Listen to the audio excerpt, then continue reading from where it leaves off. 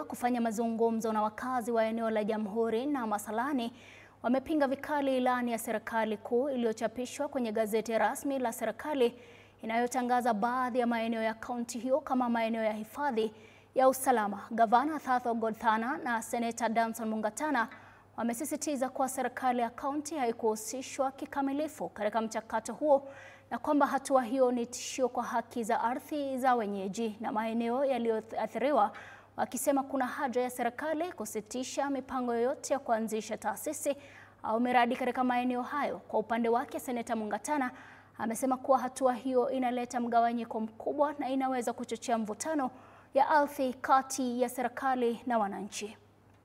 Tunazungumza hatusikizwi na mambo inaendelea. Sasa tumefika pale, imekuwa huu mradi ni wa serikali. Ndiyo, basi kama ni mradi wa serikali hatuna shida. Mbona ilikuwa tusihusishwe? Kulikuwa na shida gani ya sisi kuhusishwa? Hatuwezi kukubali ati sasa waheshimiwa wameenda pale, wameongeleshwa, wameambiwa kila kitu ni sawa, alafu wameenda. Mimi nauliza, karatasi iko wapi? Hakuna maandishi imewekwa.